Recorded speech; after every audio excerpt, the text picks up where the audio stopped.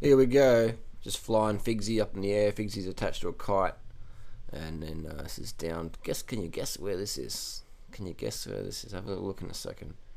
It's quite windy that day. So if the camera's a little bit shaky. But South Australia. South Australia. What a great place. Cycle down here. This is down South Australia. Beautiful. Great white sharks. Rich in those waters. Today we are with the Cannondale team. Cannondale Drapac. The merger has begun for 2017. And a bit of controversial. But here we go, out with the crew. Customary Garmin. You always got to look at the Garmin screen.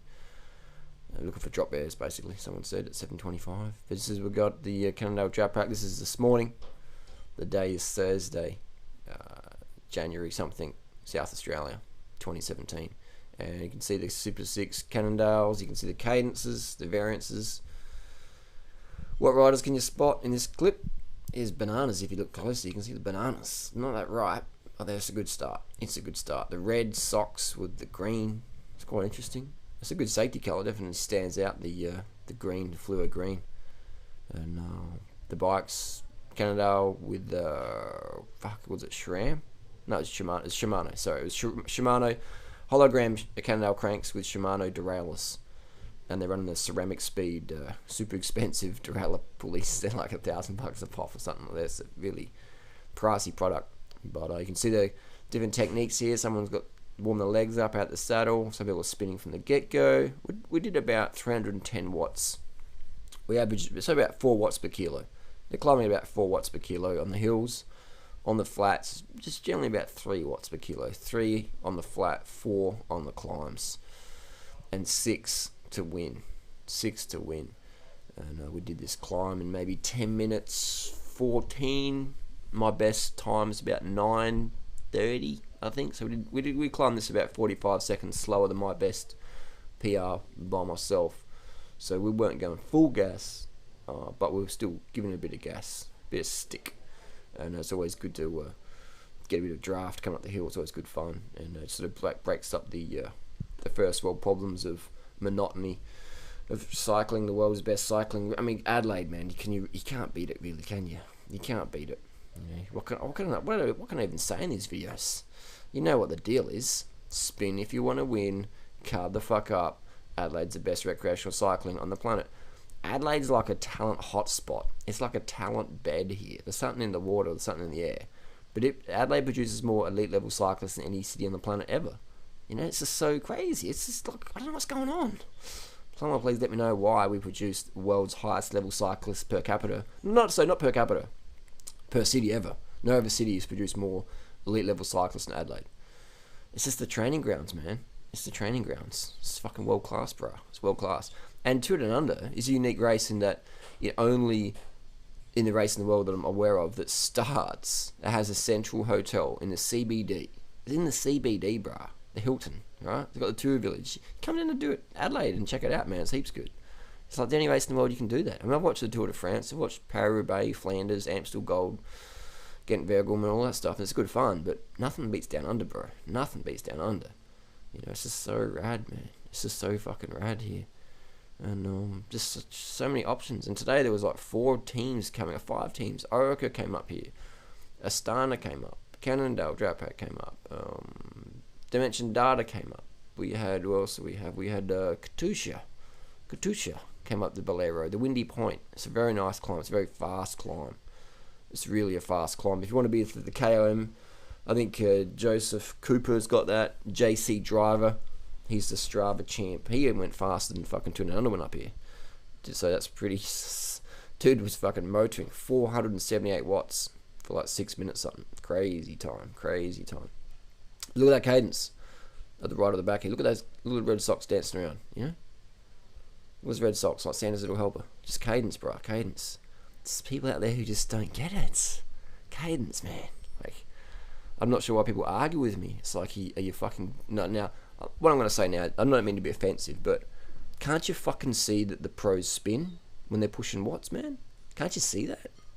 Like, how are these weekend warriors debating with what the professionals do in terms of cadence? Like what? And look what they're eating. They're not eating fucking bacon and fucking coconut chips. They're eating bananas. They're drinking sugar drinks like Sprite, Coke, Fanta, Powerade, Gatorade, sports drinks. They're guzzling gels, like sugary stuff. It's basically sugar and water. The limiting factors in pro cycling. You're going to have a good red blood cell count. But you can have a hemoglobin of 200. But if you don't have enough sugar, muscle glycogen, glucose-derived ATP, then you're cooked. You can have a hemoglobin of 200, but if you run out of glycogen, you're done. You're going to be struggling to push 200 watts. 200 watts, man. Do you know how much 200 watts is? If you're a 70 kilo cyclist, it's piss. It's nothing. I can do 200 watts for 24 hours. I can do 200 watts for 24 hours, bro. Yeah, 200 watts is not a lot of power. But you'll be struggling to push 200 watts if you are under-carbed, my friend. So let's just, and you don't have to agree with me, but you're still wrong. So let's look at what the pros do. The pros are carbing the fuck up. Are they all vegan? Not yet, but give it a few more years. I mean, I've been riding 2 and under, just backstage pass sort of style here, just observing, being an observer, just being an observer, just a hanger-on. And I've seen cadence increase. And Lance Armstrong was the first rider I saw really pay attention to this, and probably Service Carnarvon back in 2000. When was Service here? I think it was 2003 he was here, 2002. And, just watching his cadence. Maybe it's 2001. I don't know, one of these years, Service Carnarvon was here. He just had his wicked pedaling style, and he just really stood out from the other guys who were sort of grinding. So Service Carnarvon won Paris-Roubaix. I think he won it in 2002, 2003. But, just proof in the pudding. Cadence is king. But you have these choppers out there who just still don't get it. And it's like, you're dumb or whatever. But the trends are changing, just like carbon bikes. I remember everyone had alloy bikes. I remember 2003, it was alloy, man. 2002, alloy. 2001, 2000, 1999, it was alloy. And Look had their carbon bikes, but it's sort of like weird. It's like, carbon. Oh, yeah, Trek do a carbon bike, but alloy's the go. Alloy was the hottest material in 2000, 2001, 2002, 2003. And then when Lance started dominating, I think the shift was really 2004, 2005 that carbon really kicked it on. And it was because of Lance. Lance Armstrong changed the industry. Love him or hate him, he changed the fucking industry. And I always knew Lance was on the gear. But anyway, I digress from the video.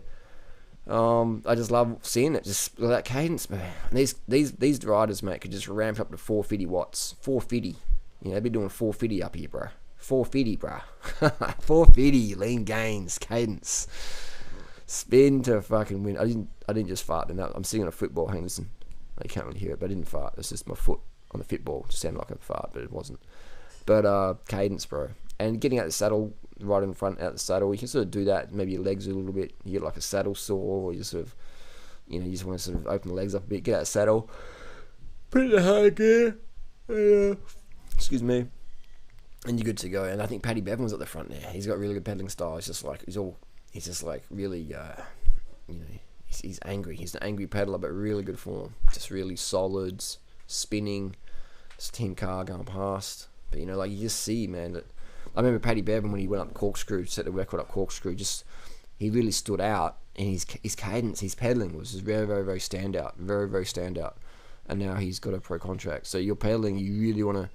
You can squeeze extra watts out, squeeze extra efficiency, reduce fatigue metabolites just from changing your pedaling style, just from changing your pedaling style. So Lance Armstrong proved it, Dr. Ferrari proved it, all the top dogs proved it, man. Even Basso, Froome, they all just proved it. And even Cadel Evans. I mean, Cadel Evans was a bit of a grinder, wasn't he? But he was never going to be the champion because of his cadence. I'd say Cadel Evans' biggest limiting factor, was cadence. Simple as that. And I remember when Cadel Evans was riding 2 and under in 1999. In 2000, 2001, 2002, I remember he had a Cannondale. I remember Cadel Evans was riding with Mappe on a fucking Cannondale. Seriously, he was on a Cannondale with sticky tape over the down tube and top tube and riding for Team Mappe. That would never happen today in the world because it would just be like outcry. First world problems. Let me know what you want to see. Thanks for watching. Do you think your mum's going to fit in the back seat of this car? I don't know. I hope she's eating like we are. I know your sister fit. She's pretty fit, but she did fit. I don't think it's your mum because she hasn't used email for a bit. What is she doing anyway? Where's your mum been?